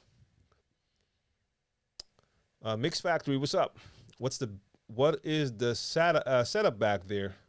That is the setup that I was using during Friday's stream. So that's two RP 8000 Mark IIs turntables and the DJM S7 by Pioneer, the scratch mixer. So that's the setup there. And there's a mic stand there and a laptop stand. So that was the setup. I switched it around. So the last couple of streams before that, I was using my Vestax PDX 3000. And I'll use controllers in a couple of upcoming streams as well. So I kind of switch it up. Original Fresh Prince, what's up, man? You're just in time for the last minute or two. And then I have to go back to sorting out the vinyl. Damn, so, okay, so that order did not go through. I have to do that order again. I'll do that once I cut the stream. You don't use an SRT 1000 when going mobile? You could.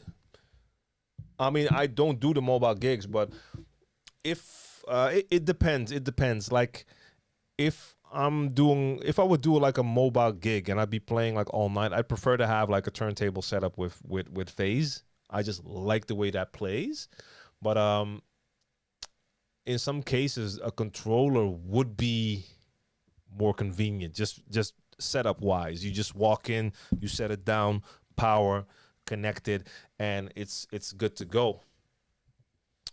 Jordi, everything on my channel basically. So you can check out the last two Saturday sessions, the one from last Saturday and the one from 2 weeks before that on DJ TLM TV on YouTube. Those are mine. So yes, still making beats indeed. And the camera I'm using right here is the Canon, the EOS M50. Canon EOS M50.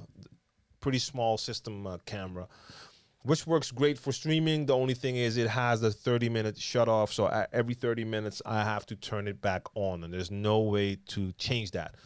So not a recording limit because it's not recording. But after 30 minutes, it'll just shut off. I just have to hit the button once and then it'll continue. How much do you miss Scratch Live?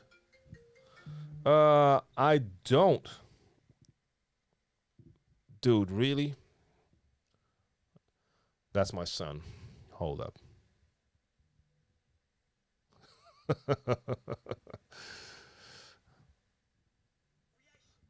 Oh, he's still not understanding. Okay. I think he didn't understand that I was streaming. He wanted to show me something.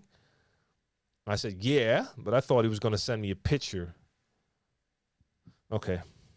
I think that's the last one. If he does it again, I'm going to put him on cam. I'm going to put him on stream. I don't miss Scratch Live. Yeah, I mean, I haven't even thought about Scratch Live in a long time. That was where we started, of course. But I've been perfectly fine with Serato DJ. So no, I don't miss it. I don't miss it. Let me check one quick, and then I have to really 7 photos in one time. Oh, snap. Really? Wow, that's not gonna stick. My boy got a new hairstyle. Oh, and he looks happy with it too. That's what you get when you got kids that look at all these new rappers. Now his hairstyle looks like he's got a tarantula on his head. No, it's all good. It actually looks pretty fly. It looks okay. It's dope. See how long he's going to last with that. All right. Wilson, what's going on? What do you think about the Denon SC6 6000 Prime? I honestly haven't tested it. I have the 5000M. So the 6000 is basically kind of like that one. A few differences, of course. But I have heard that that the feeling of the jog wheels is not the same as on the 5000. And I remember Mixmaster G telling me that it didn't feel as good as the 5000, but I haven't tested that in person. I really like the 5000, by the way. So I don't know. I still have to test that. DJ Bourne, what up?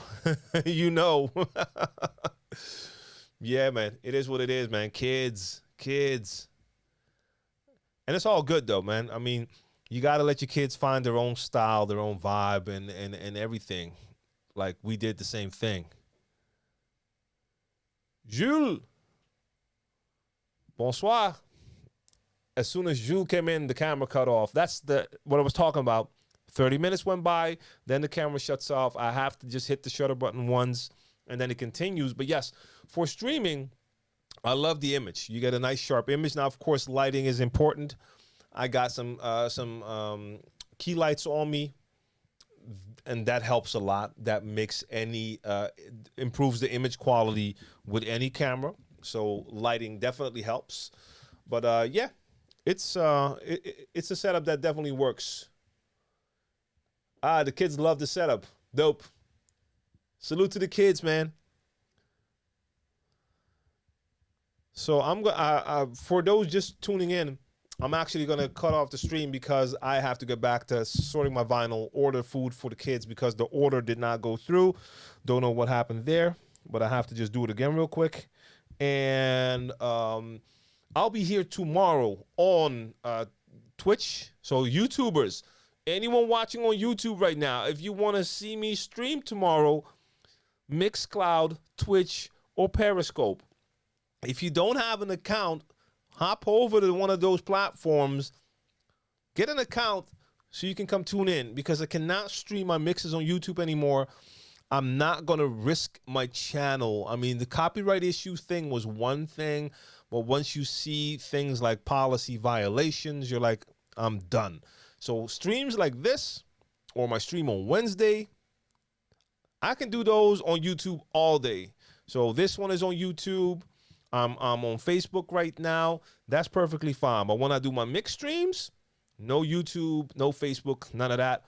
You can find me on Mixcloud, on Twitch, and Periscope. So tomorrow, 8 o'clock Central European time, Crates All Vinyl Edition. I have a bunch of vinyl ready now. And tomorrow in the daytime, I got to go through some of that. I got to also test my needles, see if they're still working. I wanted to hook something up with some new needles, but I didn't get a chance to do that. Got to make sure everything is working. And I'll test the phono amps on the S7. So I heard from Mojax that the phono amps in the DJM S7 are better than the ones on the S9. So I'll be streaming with the S7. But before I go live, I'm going to hook up my S9 and record a little bit of vinyl with that. Then I'll hook up the S7, record the same bit of vinyl so I can do a comparison. And if that's in any way interesting, I'll make sure to upload that to my channel. So you can test for yourself. Maybe I'll actually upload that recorded audio for people who want to hear the difference to hear if there is a clear difference between the S9 and S7 when it comes to the phono preamps.